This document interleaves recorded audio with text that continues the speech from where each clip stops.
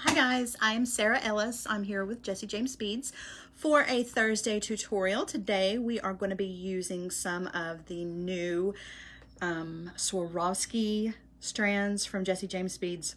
You guys, these are so pretty. I can't even stand it. And what's sad is that the camera doesn't even do them justice. They are absolutely gorgeous. You're gonna love them. I am using two different strands. I'm using the Crystal Eyes strand, and I'm gonna be using some of the Squares and Cubes crystal bead strand. I'll show those to you up close in just a second. And thank you again for everybody who joined me in the group to help me work out some of the video kinks. I really appreciate it. I don't really have much more to say than that, other than I'm just really happy that you guys are here. If you are watching this in replay, because I know some people are on their way home from work or in a different time zone or whatever. If you're watching this in replay, please don't feel like you can't comment, because you absolutely can. I'll go back and read any of your comments.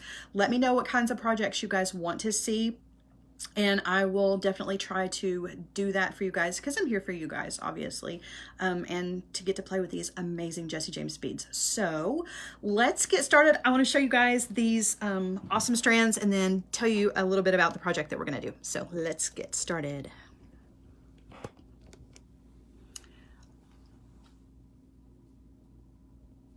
All right.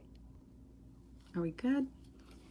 Okay, so we have, like I said, two strands here. This is the Crystal Eyes strand, and that's Crystal Eyes like E-Y-E-S, not crystallized like it crystallized. And this is one of the first strands that comes up when you look on the Jesse James website to see the Swarovski beads. You guys, I can't even begin to tell you how much this sparkles. It is absolutely beautiful. And then the cube strand, which who doesn't love the cubes? It's probably one of my very favorite bead shapes, and definitely one of my favorite shapes in Swarovski. The cube just really catches the light and looks absolutely beautiful. So as much as I love to have these guys on the strand, I'm actually going to cut these apart and start working with them. We're going to make a spring-inspired project today. This is spring, kind of Easter. We still have, what, a weekend in between before we get to Easter. So if you need a last-minute, really pretty pendant to wear to your church services or your family gatherings or whatever it is you've got going on for Easter, or just for spring in general, then this is going to be a great project for that. Now, you're going to have to use your imagination just a little bit with this project, and I'll tell you what I mean when we get started. We're going to make a bird's nest, and there are several of these. I don't know. Okay, here's my cutter tool. There are several of these projects online, and I got to tell you, everybody does the bird's nest a different way. I'm going to show you the way that I make a bird's nest, and you guys can then use that in this pendant, but then you can also use it with other beads to make some really pretty projects. I don't know. I'm a huge fan of the bird's nest, and some people are not into like whimsical designs. And so I think it's cool that we are using the Swarovski crystals here, because this kind of dresses up that whimsical project. Now, you can see there are some little rondelles that came off of that Squares and Cubes strand. These are the ones that I'm going to use. Move those over here so you kind of isolate these for you guys. They look to be about 4 millimeters. I didn't think to measure them ahead of time, but it doesn't matter, because if you're going to buy the strand, they're there. I know that they are, this has got to be at least an 8. So I'm sure that these are 4. I could be wrong, but we're going to use these to make the eggs in our little nest. And like I said, there are several different ways that you can do this, but I'm going to show you guys the way that I do it. I'm going to use some 24 gauge artistic wire, and I am using this tarnish resistant silver color. You could do this in a really pretty gold wire, and it would look really beautiful. It would definitely look like a nest. But like I said, you're going to have to use your imagination just a little bit.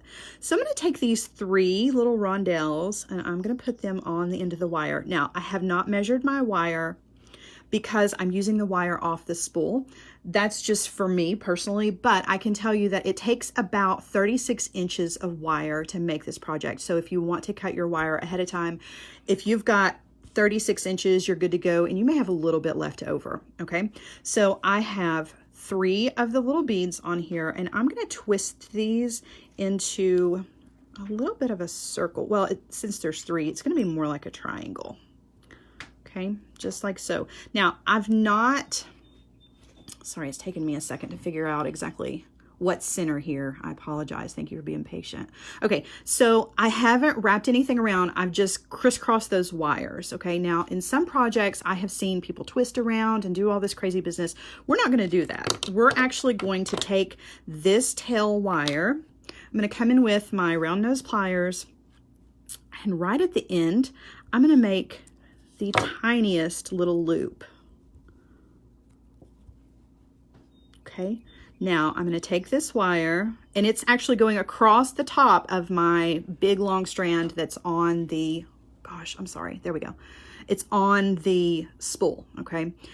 It's going across the top of that, and now I'm going to come to the back, and I'm actually going to flip this over, okay?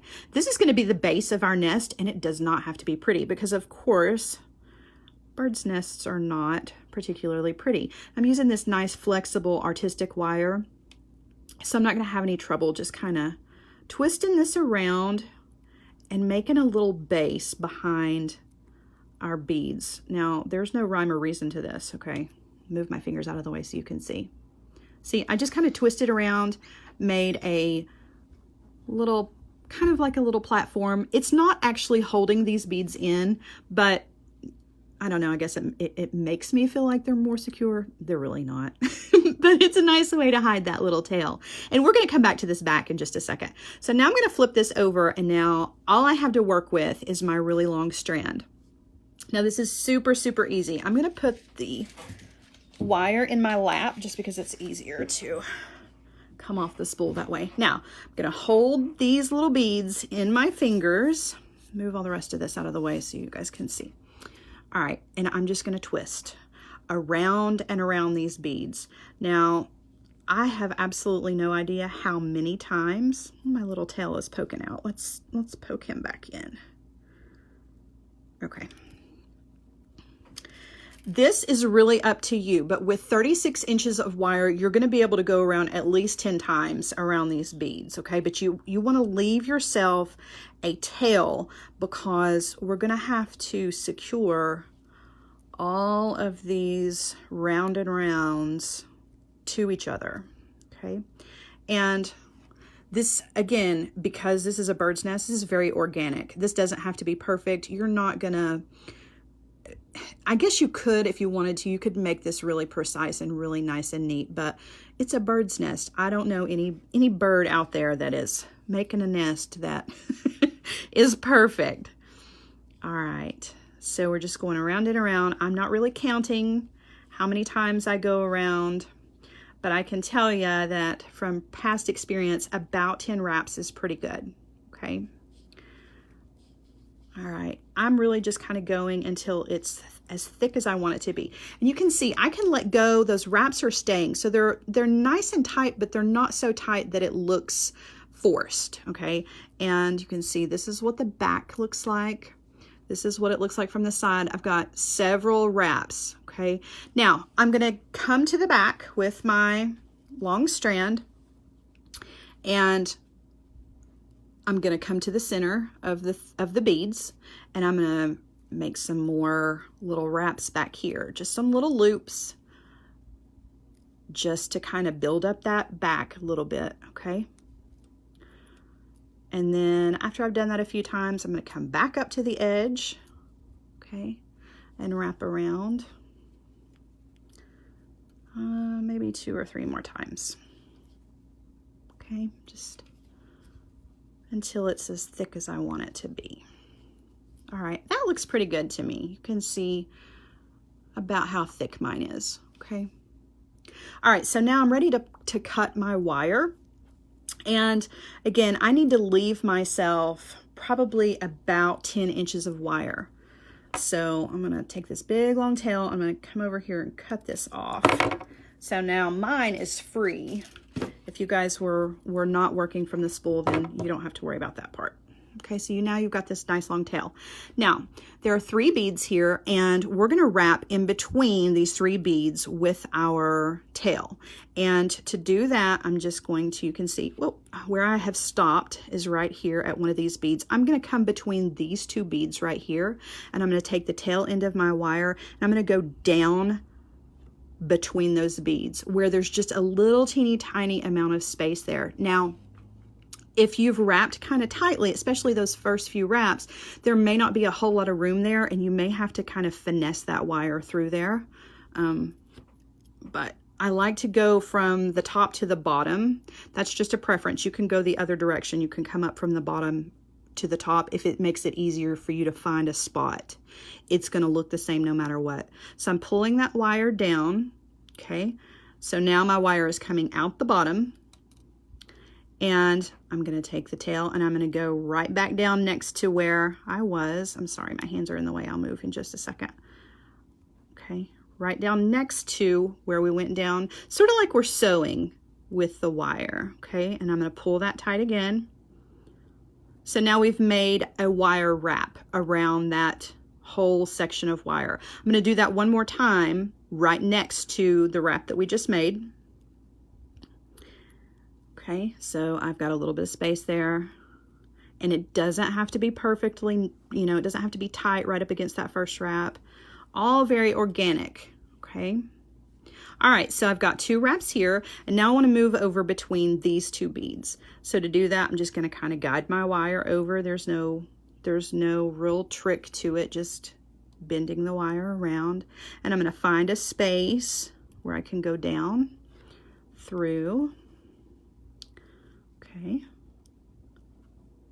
And you'll see the wire makes a little, I just let it do its thing. Just let it do whatever it wants to do. Okay, so I'm going to come down, make another wrap. So there's one, and I'm going to go right next to it and make the other. Okay. And you can see mine are not right up next to each other. There's some space in between there. It makes no difference. All right, I'm going to guide my wire, and we're going to do this one more time between these last 2 beads. Okay.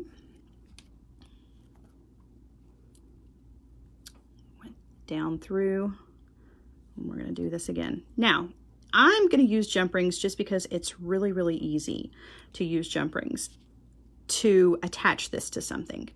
If you wanted to use your tail piece of wire to make a wrapped loop or a simple loop and attach it to something that way, you absolutely could.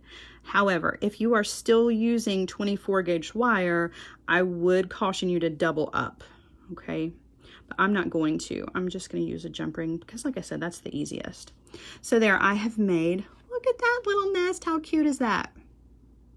Okay, so you remember when I said that it was for people who don't like whimsical? That's so not true. This is definitely whimsical, but because we're using the crystals, it's gonna make it dressy and fancy, right?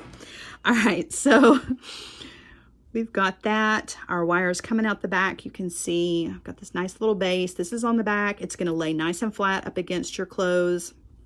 I'm gonna come in with my cutter tool and trim that off. Easy peasy. Now I'm going to use my pliers just to be sure that that little piece is not sticking up because we don't want to scratch anybody. Okay, just kind of tuck that in there and make sure that it's all right. So now our little nest is free.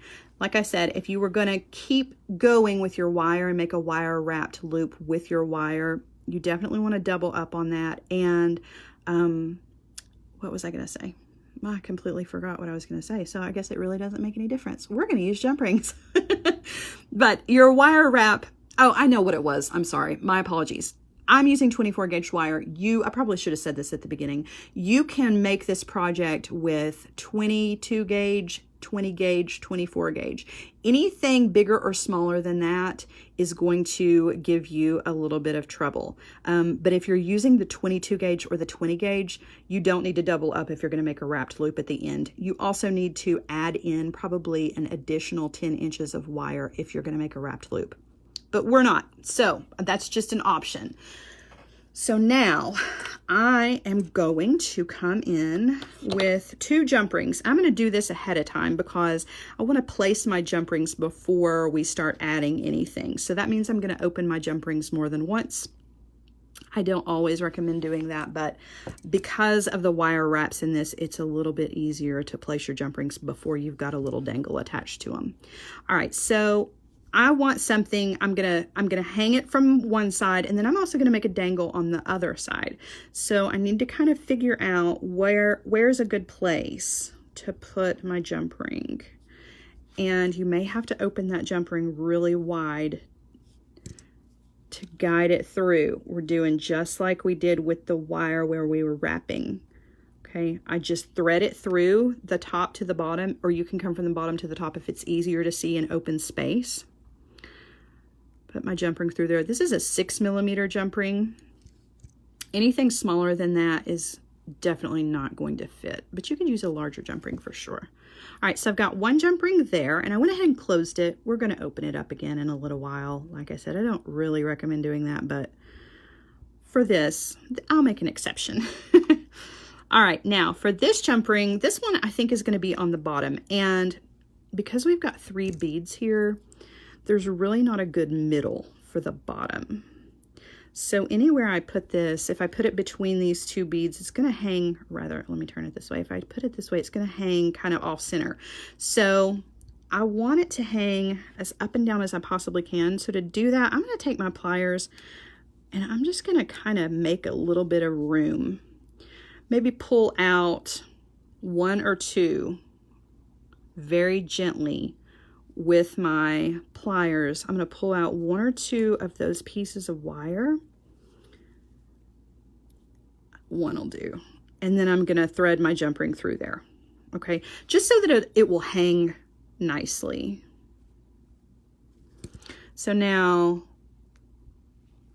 everything is going to be nice and centered when we add the dangles. So let's go on to do that. Okay, this is ready. I'm just going to sit it to the side.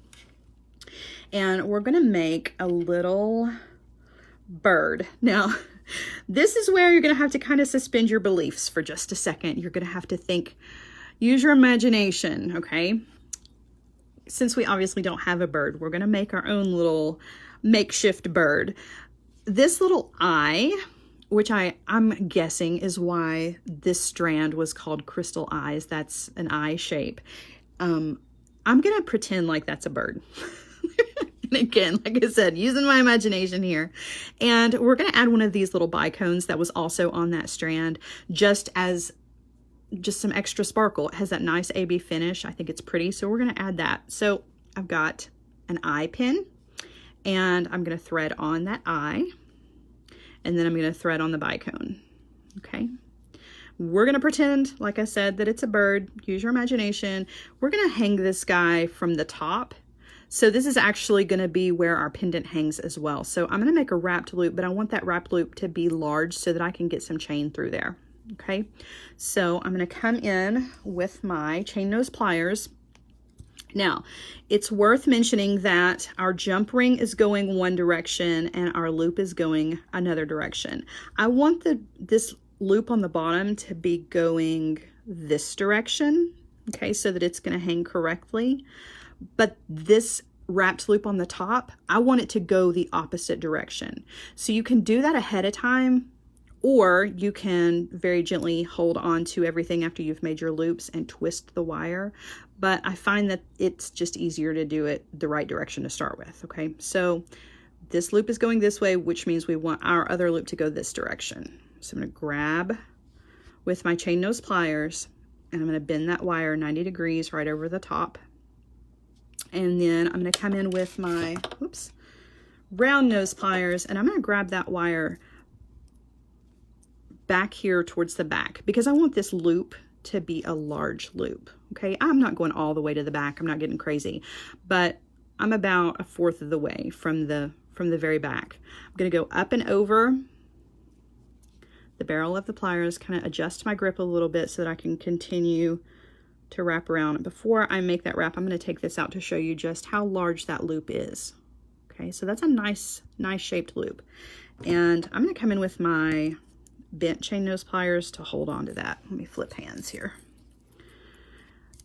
And then I'm going to wrap, and you can see I'm using a pair of pliers to do this wire wrapping. If you're comfortable using your fingers, go for it, but I feel like I have more control if I hold on to the end of that wire with my pliers instead.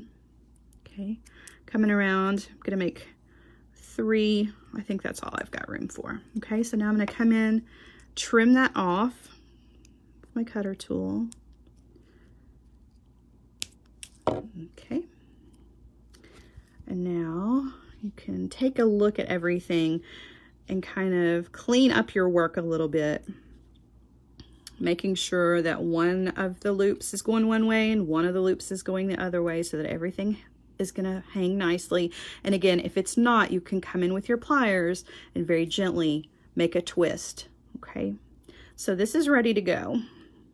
This is gonna be on the top, and instead of opening this little loop on the bottom here, I'm gonna open this jump ring.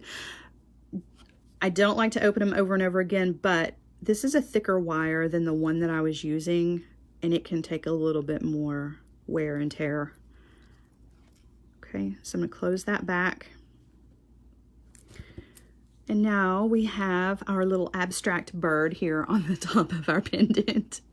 Like I said, use your imagination. That's not really a bird, but it looks pretty good to me, right? Okay, so now we have this on the bottom. I'm gonna add a little drop bead here on the bottom, just because who doesn't want more sparkle and shimmer? It's not in a good spot for you guys.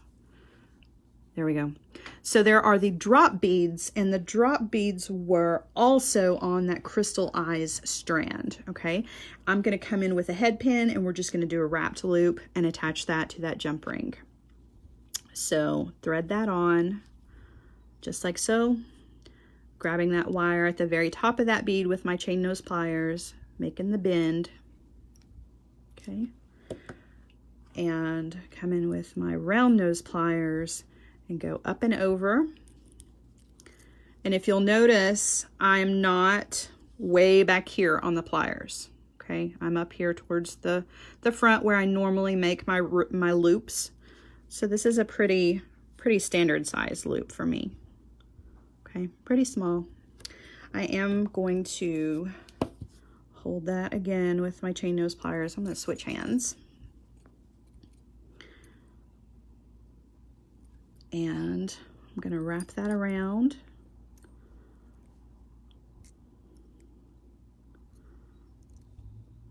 Got about 3 good wraps here. Okay, now I'm gonna come in with my cutter tool, cut that off.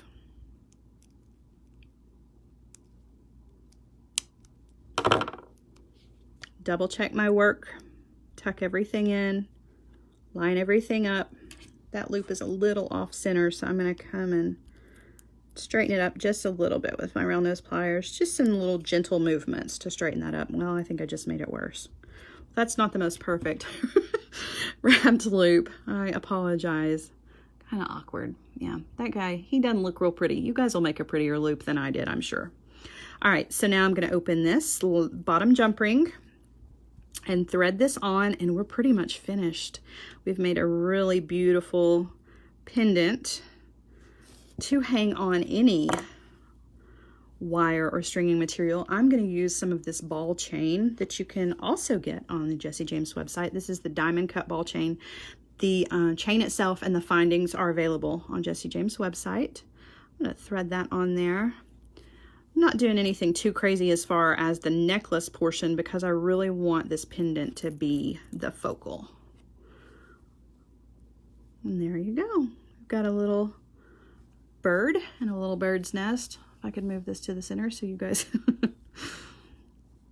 ta-da! And that's it. Easy peasy, but really, really pretty. And I'm telling you, if you wear this in the sunshine, it is going to catch the light and be absolutely beautiful. So that is it for the project. Let's flip up here so you guys can get one last shot of my crazy face. Hi, it's me again.